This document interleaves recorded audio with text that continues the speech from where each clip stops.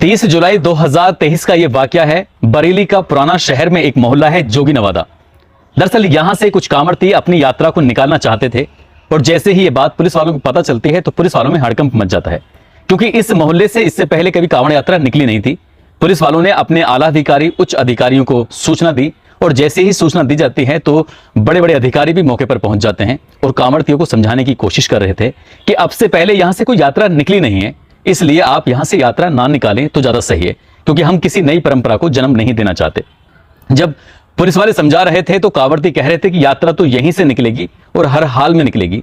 जब कांवड़िए लगातार जिद पर अड़ गए थे तब एसएसपी प्रभाकर चौधरी को लगता है कि स्थिति ज्यादा खराब ना हो, इसलिए कुछ ना कुछ सोचते हैं, क्योंकि जहां जहां से ये यात्रा निकलनी थी अब आगे वो मुस्लिम बाहुल्य क्षेत्र था। यदि ये लोग निकलते तो टकराव की स्थिति पैदा हो सकती थी, इसलिए एसएसपी ने अपने कुछ अधिकारियों को उस इलाके में भेजा और वहां भेजने के बाद उनसे कहा कि यहां से कांवड़ यात्रा निकलेगी, हम आपका सहयोग चाहते हैं।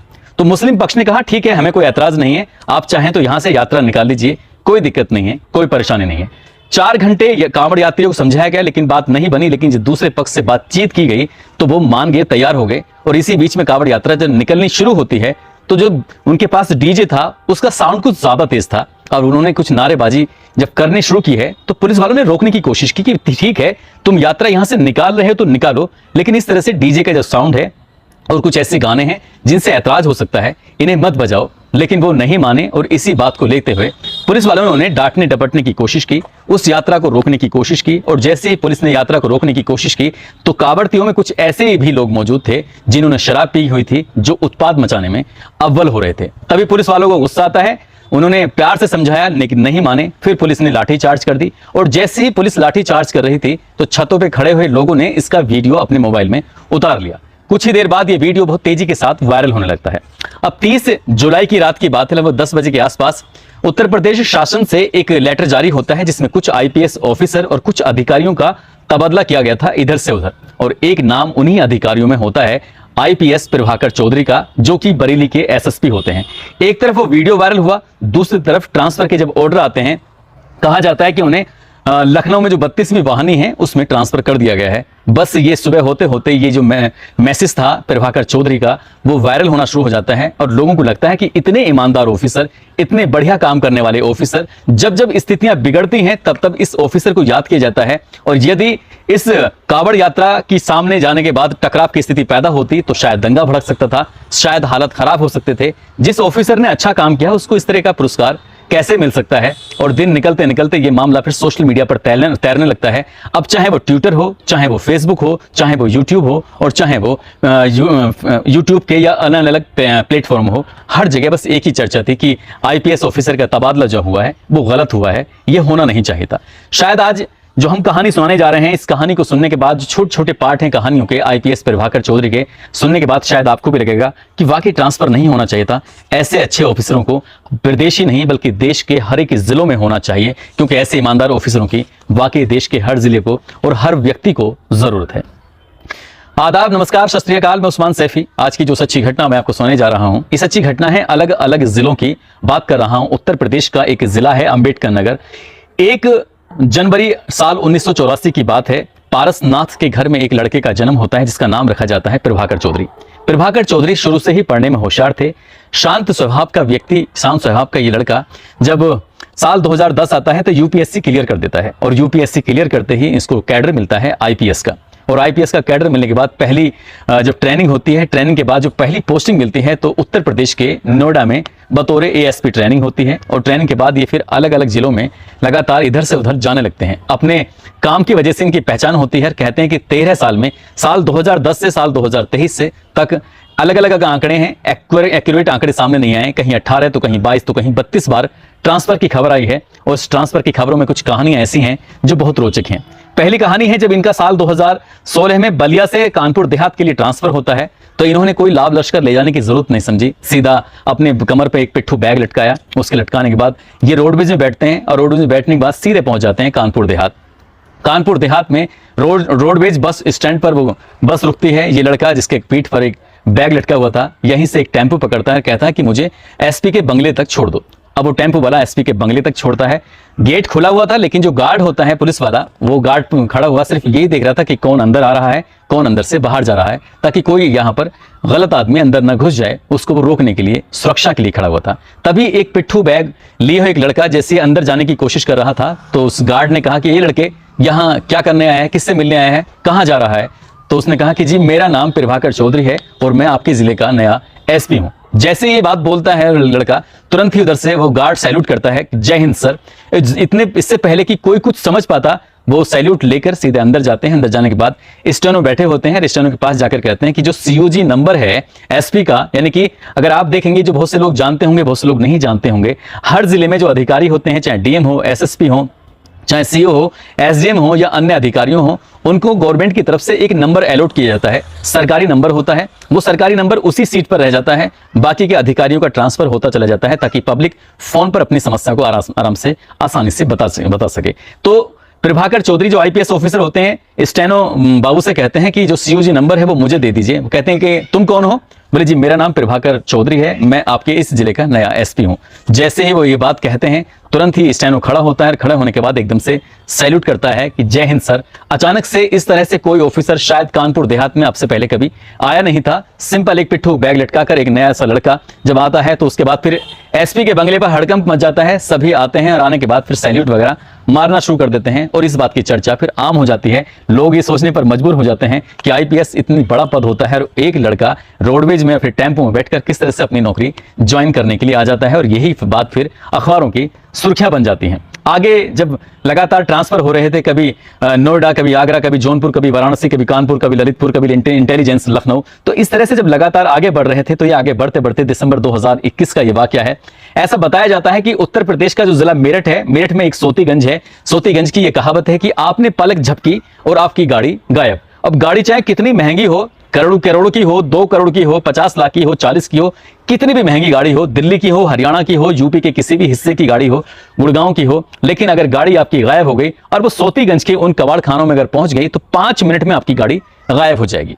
जब गायब हो जाएगी तो जाहिर सी बात है हर आदमी डरेगा। अब मेरठ का सोतीगंज का मामला ऐसा था कि यहाँ के बड़े बड़े जो कबाड़ी थे, जैसे नाम मैं अगर लूंगा तो मेरठ के लोग जब इस खबर को देखेंगे, सुनेंगे, तो कहेंगे बिल्कुल बात सच है। एक है हाजी गल्ला, जो अपना आप में बड़ा मशहूर रहा है, हाजी इकबाल, हाजी आफ्ताब, मुश्ताक, मुन्नू उर्फ मुइनुद्दीन, हाजी मोहसिन, सलमान उर्फ शेर, राहुल काला, सलाउद्दीन, ऐसे बड़े बड़े कारोबारी रहे हैं। और इन कारोबारियों ने करोड़ों रुपए, अरबों रुपए इसी तरह से कमाए। जो गाड़ियां करोड़ों की चोरी होकर आती हैं, उनके पार्टों को एक एक करके अलग अलग कर देते हैं। और ये दावा किया जाता है, ऐसे लोग कहते हैं, हम नहीं बल्कि अखबारों में भी छपता रहा है, सोशल मीडिया पर वायरल होता है। और जो मेरठ के लोग हैं वो भी कहते हैं कि गाड़ी को 5 मिनट में वो गायब कर देते हैं। यानी कि इतनी फुर्ती के साथ गाड़ी को खोलते हैं, उसके जो भी पुर्जे होते हैं, जो गाड़ी के टायर हों या बाकी के हिस्से हों, एकदम से 5 मिनट में गायब कर देते हैं। इसीलिए एक दिन शाहजहांपुर में भारत के प्रधानमंत्री नरेंद्र मोदी जी अपनी जनसभा को संबोधित कर रहे थे। संबोधित करते हुए वो सोतीगंज के इसी वाहन चोरी की वारदात की बात कर रहे थे कि वहां पर वाहन एकदम से चोरी हो जाते हैं। जब लोगों को ये बात बताई गई तो ये पूरे देश में मामला फिर सोतीगंज वायरल हो जाता है। लेकिन सोतीगंज को ठिकाने लगाने के लिए, यहाँ के कबाड़ियों को ठिकाने लगाने के लिए आईपीएस प्रभाकर चौधरी ने जो काम किया और उनके साथ दिया था आईपीएस सूरज राय ने, उस वहां के वो एएसपी होते हैं, और जब मिलकर इन्होंने ये काम किया था तो जितने भी कबाड़ी होते हैं, 100 से ज्यादा कबाड़ी इनको बिल्कुल खत्म कर दिया, बिल्कुल बर्बाद कर दिया। क्योंकि इन्होंने चोरी के धंधे से जो अपनी करोड़ों की, अरबों की संपत्ति बनाई थी, उसको तहस नहस करने में क्योंकि इनको कुर्क कर दिया गया। और ये बताया जाता है कि प्रभाकर चौधरी ने जो हाजी गल्ला होता है, उसकी लगभग 35 करोड़ रुपए की संपत्ति को कुर्क कर दिया था, सरकार के खाते में डाल दिया था।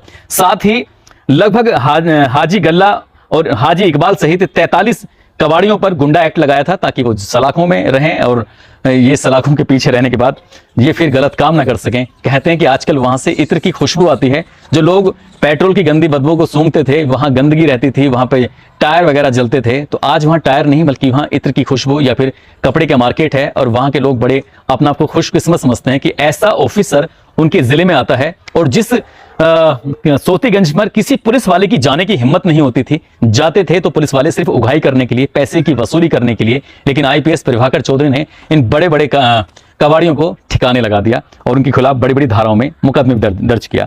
मेरठ में यह कहा जाता है कि 4 महीने लगातार कार्रवाई जब की गई थी तो 125 पुलिस कर्मियों पे आईपीएस प्रभाकर चौधरी ने कार्रवाई की थी। और यह भी एक बड़ा रिकॉर्ड बना था कि एक ही दिन में 72 पुलिस कर्मियों को लाइन हाजिर कर दिया गया था। और यह भी एक रिकॉर्ड था कि 20 पुलिस कर्मियों पर एफआईआर दर्ज करा दी थी। उन्हें यह बात बिल्कुल पसंद नहीं थी कि कोई आदमी रिश्वत ले। अब यदि किसी ने रिश्वत लेने की कोशिश की और यह पता चल गया कि प्रभाकर चौधरी के वहां पर एसएसपी है और किसी पुलिस वाले ने, दरोगा ने, इंस्पेक्टर ने, सीओ ने, किसी ने भी अगर रिश्वत लेने की कोशिश की है तो समझ लो कि उस पुलिस वाले की खैर नहीं है। जब भी कभी आप प्रभाकर चौधरी से संबंधित कोई खबर को अगर देखते हैं तो कमेंट जरूर पढ़ना। कमेंट में सिर्फ एक ही खामी आपको नजर आएगी कि प्रभाकर चौधरी किसी पुलिस वाले को छुट्टी नहीं देते, बाकी उनकी तारीफ होती है और वो सभी के प्रति बड़ा अच्छा व्यवहार रखते हैं, बड़े ईमानदार किस्म के वो पुलिस अधिकारी हैं। अगर हम बढ़ते हैं तो 3 दिसंबर 2018 का वाकया है। बुलंदशहर जिले के अंदर इज्तिमा लगा हुआ था और देश ही नहीं बल्कि विदेशों से यहां लोग आए हुए थे। जब यहां लोग आए थे तीसरे दिन यानी कि 3 दिसंबर 2018 को, अब ये इज्तिमा खत्म होने वाला था, सब लोगों को अपने अपने घरों की तरफ जाना था। अब जैसे घर की तरफ जा रहे थे तो सियाना रोड पर एक गांव लगता है महाब। अब महाव गांव में जब लोग अपने जंगल में खेती बाड़ी करने के लिए या चारा लेने के लिए या किसी काम से गए हुए थे तो उनकी नजर पहुंचती है कि कुछ पशुओं के अवशेष पड़े हुए थे, यानी कि गोकशी हुई थी बड़े स्तर पर। और जैसे ही ये खेत मालिक के माध्यम से अन्य लोगों को सूचना मिलती है तो लोगों को बड़ा गुस्सा आता है। लोग कहते हैं कि यार ऐसा कैसे हो सकता है कि गोकशी हो रही है, और क्योंकि गाय को यहाँ पूजनीय माना जाता है इसलिए एक धर्म से जोड़ा गया है। और जब गोकशी होती है तो हिंदू समाज को बहुत ज्यादा गुस्सा आता है और वो गुस्सा इतना बढ़ा कि आसपास के इलाके के बड़ी संख्या में लोग इकट्ठे हुए और जो इस महाव गांव के पास में एक चिंगरावटी चौकी लगती है वहां जाकर उन्होंने हंगामा शुरू कर दिया। पुलिस वाले आते हैं, झड़प हो जाती है और झड़प कुछ ऐसी होती है कि भीड़ में से ही कोई आदमी, सुबोध इंस्पेक्टर होते हैं, सुबोध कुमार को गोली मार देते हैं और उनकी हत्या कर देते हैं। हालांकि एक और सुमित नाम के लड़के की हत्या की जाती है और यहां पर बवाल मच जाता है। बवाल कुछ इतना मचता है कि यह बात पूरे देश ही नहीं बल्कि विदेशों में फैल जाती है कि भीड़ ने एक इंस्पेक्टर की गोली मारकर उसकी हत्या कर दी है। बहुत ज्यादा मामला हाईलाइट होता है। मुख्यमंत्री योगी आदित्यनाथ होते हैं। मुख्यमंत्री योगी आदित्यनाथ ने आईपीएस प्रभाकर चौधरी से कहा कि तुम्हें जाकर बुलंदशहर में चार्ज लेना है और इसलिए देर मत करना। और देर, क्योंकि अगर बस से जाएंगे, ट्रेन से जाएंगे या हवाई जहाज से जाएंगे तो शायद देर हो जाएगी, इसलिए उन्होंने स्पेशल उनके लिए एक हेलीकॉप्टर की व्यवस्था की और कहा कि तुम हेलीकॉप्टर के माध्यम से सीधा वहां चले जाइए। एसएसपी का पदभार संभालते ही प्रभाकर चौधरी ने यहाँ की जो स्थिति थी इसको पूरी तरह से नियंत्रण कर दिया और जो सुबेद कांड के हत्याकांड में शामिल थे जो आरोपी, उनको भी जेल भेजा और बड़ी संख्या में जो भी इसमें आरोपी थे उनके खिलाफ भी बड़े स्तर पर कार्रवाई की गई थी। इस तरह का कुछ कार्यकाल है प्रभाकर चौधरी का जो लोग याद करते हैं, हमेशा याद करते हैं, क्योंकि वो अपनी ईमानदारी के लिए जाने जाते हैं। ऐसे ही एक वाकया है, उत्तर प्रदेश का एक जिला है सोनभद्र और सोनभद्र का ही एक उम्मा एक जगह है और उम्मा में 17 जुलाई 2019 का ये वाकया है। बताया जाता है कि कुछ दबंगों ने गैर कानूनी तरीके से ये चाल साजिश से कुछ जमीन को इसकी रजिस्ट्री करा ली थी। लगभग 1100 बीघा जमीन थी जिसको आदिवासी ही जोता करते थे, बोया करते थे, उसमें खेती वगैरह किया करते थे। लेकिन प्रधान सहित कई लोगों ने मिलकर उस जमीन में लगभग 120 बीघा जमीन को अपने नाम करा लिया था। अब उस जमीन पर जब कब्जा करने के लिए प्रधान के लोग जाते हैं, वहां ट्रैक्टर चलाने के लिए लोग जाते हैं, तो आदिवासी समुदाय के लोग वहां पर आ जाते हैं, आकर रोकते हैं, कहते हैं कि इस जमीन को हम ही जोता करते थे, बोया करते थे और ये हमारे पुरखों से चली आ रही है, आप ऐसा नहीं कर सकते। तो इसी बात को देखते हुए जब प्रधान ने उन्हें कहा कि यहां से चले जाओ, खामोखा मारे जाओगे, जब प्रधान ने उन्हें धमकी दी तो उन्होंने कहा कि ये जमीन हमारी मां है और हम आदिवासी भले ही हैं, हम कमजोर भले ही हैं, लेकिन अपनी जमीन को छोड़कर नहीं जाएंगे। तो प्रधान ने और प्रधान के आदमियों ने लगातार आदिवासियों पर गोली चलाना शुरू कर दिया। एक साथ 11 लोग वहां पर मौके पर मार दिए गए थे और लगभग 30 लोग गंभीर रूप से आदिवासी घायल हो गए थे। अब इतना होना था कि जाहिर सी बात है पूरे उत्तर प्रदेश में हड़कंप मच जाता है। उत्तर प्रदेश के मुख्यमंत्री योगी आदित्यनाथ मौके पर पहुंचते हैं और यहां पर प्रियंका वाड्रा भी पहुंचती हैं, राहुल गांधी भी शायद वहां पर जाते हैं, बड़े बड़े नेता आते हैं, मामला फिर बहुत ज्यादा सुर्खियां बटोरता है। और जैसे ही मुख्यमंत्री योगी आदित्यनाथ एक बार फिर से प्रभाकर चौधरी को याद करते हैं, कहते हैं कि प्रभाकर चौधरी तुम्हें सोनभद्र जाना है, उम्मा जाना है, वहां जाने के बाद स्थिति को नियंत्रण में करना है। 11 लोग मर चुके हैं, 30-35 लोग बुरी तरह से घायल हो चुके हैं, जो भी आरोपी हैं उनके खिलाफ सख्त से सख्त कार्रवाई करनी है, लेकिन टाइम मत बिगाड़ना, जितनी जल्दी हो सके उतनी जल्दी जाना। तो इसलिए एक बार फिर से पहले बुलंदशहर की घटना में और फिर उसके बाद या उससे पहले जो भी आगे पीछे टाइम में थोड़ा सा आगे पीछे हो सकता है, इस वाली घटना में भी इनको प्रभाकर चौधरी को हेलीकॉप्टर मुहैया कराया गया और हेलीकॉप्टर मुहैया कराने के बाद इनको सोनभद्र के उम्मा भेजा गया और चार्ज संभालते इन्होंने आरोपियों को सलाखों के पीछे पहुंचाया, आदिवासियों को न्याय दिलाने की पूरी कोशिश की थी। ऐसे ही लगातार ये जब अपने अलग अलग जिलों में जाते थे तो वहां जाने के बाद ये अपना नाम कमाते थे, कभी कानपुर देहात, कभी एटीएस में, कभी बिजनौर में, कभी मथुरा में, कभी सीतापुर, कभी बुलंदशहर, कभी झांसी, कभी सोनभद्र, कभी वाराणसी, कभी मुरादाबाद, कभी मेरठ, कभी आगरा, कभी बरेली। तो ऐसे ही किस्सा है वाराणसी का, जो कहा जाता है वो भारत के प्रधानमंत्री नरेंद्र मोदी का संसदीय क्षेत्र है। लॉकडाउन का समय था। अब लॉकडाउन के समय में किसी ने फोन करके एसएसपी प्रभाकर चौधरी से कहा कि साहब, एक तरफ तो लॉकडाउन है, लोग घर से बाहर नहीं निकल रहे हैं, कमाई के सारे रास्ते सब धंधे बंद हैं, अगर हम दुकान पर जाते हैं तो 50 रुपए किलो आटा दे रहे हैं, ऐसी स्थिति में हम करें तो क्या करें। एसएसपी ने डीएम साहब से बात बताई। डीएम साहब थे कौशल राज शर्मा। अब इन्होंने अपना भेष बदला। एसएसपी ने कमर पे पिट्ठू पे एक बैग लटकाया और बैग लटकाने के बाद एसएसपी ने भी अपने सादा कपड़े पहने, टी शर्ट में, एक जैसे स्टूडेंट होते हैं इस तरह से भेष बनाया और हाथ में पॉलिथीन लेके आटा लेने के लिए दुकान पर पहुंच जाते हैं। अब जब दुकान पर पहुंचते हैं तो दुकानदार से कहते हैं कि भैया आटा है क्या? जी हाँ, आटा तो है, लेकिन आटा किस भाव दिया भैया? कहते हैं कि 50 रुपए किलो आपको आटा मिलेगा। कह रहे कि 50 रुपए किलो, कहीं आटे का भाव तो है नहीं। डीएम साहब तो कहते हैं कि कहीं कोई काला बाजार नहीं है, जमाखोरी नहीं है और आप इतना महंगा आटा बेच रहे हो। जब दुकानदार ने से ये बात कही गई तो दुकानदार ने कहा कि जाकर फिर डीएम साहब से क्यों नहीं ले लेते हो आटा, मेरे पास करने के लिए क्या आए हो? बोले अच्छा जी, तो तुम डीएम साहब का भी खौफ नहीं खा रहे हो, तुम एसएसपी का भी खौफ नहीं खा रहे हो? कहा कि कोई डीएम कोई एसएसपी नहीं होता है। लेकिन उस दुकानदार को, बेचारे को किस्मत को कहां पता था, जो बात कर रहा है वो सामने डीएम और एसएसपी दोनों ही मौजूद होते हैं।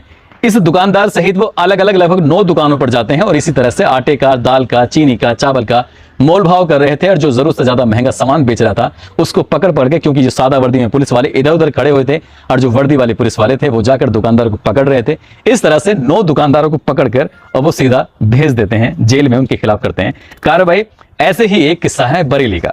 बरेली में इन्होंने बाइक पर हेलमेट लगाया हुआ था, हेलमेट लगाकर अपने चल देते हैं। इनके पास लगातार शिकायत आ रही थी कि जो टेम्पो स्टैंड बनाए हुए हैं, जहां पर गाड़ियां खड़ी होती हैं, गाड़ियों को स्टैंड होते हैं, वहां पर अक्सर लोग ये अवैध रूप से टैक्सी स्टैंड बना लेते हैं और ये जो रास्ते होते हैं ब्लॉक कर देते हैं, जाम लग जाता है, शहर में दिक्कतें होती हैं। तो इन्होंने कहा कि पुलिस वालों से, लेकिन पुलिस वाले सुनते ही नहीं थे। एक दिन ये खुद पहुंच जाते हैं ये देखकर कि मैं देखूं तो सही कि आखिरकार टेम्पो स्टैंड जो बने होते हैं वो अवैध रूप से कैसे चलते हैं। बाइक पे बैठे, हेलमेट लगाया और जाने के बाद 1-2 ड्राइवरों से पूछा, चालकों से पूछा जो टेम्पो चलाते थे कि भैया हमारा भी एक टेम्पो चलवा दो, हमारे भी एक टेम्पो लगवा दो। तो 1-2 लोगों ने कहा कि ठीक है, टेम्पो लग जाएगा, इसमें कौन सी परेशानी वाली बात है, तुम कौन से रूट पर चलाना चाहोगे? बोले कोई से भी रूट पर चल जाए लेकिन लगना चाहिए। अब बरेली के नवाबगंज के चौराहे का ये मामला है। टेम्पो चालकों से बात कर रहे थे अलग अलग से, तो 1-2 लोग आके बोले कि ठीक है, अगर तुम्हें अपना टेम्पो लगाना है तो महीने में 500 या 600 रुपए के आसपास पुलिस वालों को देने पड़ेंगे। अगर तुम दे दोगे तो कोई दिक्कत नहीं आएगी। वो कहते हैं कि एसएसपी प्रभाकर चौधरी कहते हैं कि सचमुच कोई दिक्कत नहीं आएगी, देख लेना 500 की जगह तुम 600 ले लो या 700 ले लो, कोई दिक्कत नहीं है, लेकिन दिक्कत नहीं आनी चाहिए। बोला कि उसमें से एक आदमी बोला कि फला एक व्यक्ति है, उस व्यक्ति की पुलिस से बहुत अच्छी सेटिंग है, इसलिए तुम्हें टेंशन लेने की, परेशान होने की जरूरत नहीं है। और जैसे ही उस व्यक्ति का नाम पूछा जाता है उसके बाद फिर पुलिस वालों का नाम पूछा जाता है, तो फिर पुलिस वालों पर कड़ी कार्रवाई की जाती है। इसी तरह के बहुत सारे किस्से हैं, कहानियां हैं जो एसएसपी या आईपीएस ऑफिसर प्रभाकर चौधरी के नाम जुड़े हुए हैं। प्रभाकर चौधरी का ट्रांसफर तब किया जाता है जब प्रदेश में अलग अलग जिलों में जो स्थिति बहुत ज्यादा खराब हो जाती है, स्थिति नियंत्रण से बाहर हो जाती है, तब प्रदेश के मुख्यमंत्री योगी आदित्यनाथ को उनकी याद आती है। लेकिन जैसे ही कांवड़ियों पे लाठी भांजी गई, लाठियां चलाई गई, सोशल मीडिया में वीडियो वायरल होता है, तो उनके पुराने जितने भी अच्छे काम थे, जितनी भी अच्छी कहानियां थी, वो कहानियां कहीं ना कहीं इतिहास के पन्नों में दफन होकर रह जाती हैं। और जब एक ईमानदार ऑफिसर पर इस तरह की कार्रवाई होती है तो पूरे देश में सोशल मीडिया पर एकदम से हंगामा खड़ा हो जाता है कि इतने ईमानदार ऑफिसर को ऐसे कैसे तुम ट्रांसफर कर सकते हो। योगी जी बहुत अच्छा काम कर रहे हैं, नो डाउट, लेकिन योगी जी ने जिस तरह से आईपीएस ऑफिसर प्रभाकर चौधरी का ट्रांसफर कर दिया तो पूरे सोशल मीडिया में अब योगी जी के बारे में कुछ नेगेटिव फीडबैक दिया जा रहा है। उन्होंने गलत किया है। हम भी अपनी वीडियो के माध्यम से यही कहेंगे, योगी जी कहीं चूक हुई है, उसको ठीक करने की कोशिश करिए। ऐसे ईमानदार ऑफिसर बरेली ही नहीं बल्कि भारत के जितने भी जिले हैं, हर जिले में ऐसे ऑफिसर की पोस्टिंग होनी चाहिए ताकि भ्रष्टाचार बिल्कुल पूरी तरह से खत्म हो सके और आम आदमी को आसानी से न्याय मिल सके। दोस्तों, इस पूरे घटनाक्रम को सुनाने का उद्देश्य किसी को परेशान करना नहीं है, किसी का दिल दुखाना नहीं है, बल्कि आपको जागरूक करना है, आपको सचेत करना है। और जाते जाते आज सारा कुमारी हैं, इनका जन्मदिन है, इनको जन्मदिन की बहुत सारी शुभकामनाएं। साथ ही मैंने एक लिंक डिस्क्रिप्शन में दिया हुआ है, उस लिंक को आप जरूर देखिएगा। मेरठ की ये कहानी है, किस तरह से लोगों ने पुलिस वाले को समझ लिया था कि उसने एक कत्ल किया है, जबकि कत्ल उसने नहीं किया था। कत्ल किया था एक लड़की के मौसेरे सगे भाई ने, जो उसके साथ शारीरिक संबंध बनाने की कोशिश कर रहा था। पब्लिक समझ रही थी कि ये मर्डर किया है एक पुलिस वाले ने, और एसएसपी प्रभाकर चौधरी ने न केवल उस पुलिस वाले की जान बचाई बल्कि एक सही आरोपी उसको जेल भेजने में अहम भूमिका निभाई। दोस्तों, अपना ख्याल रखें, सुरक्षित रहें। जय हिंद, जय भारत।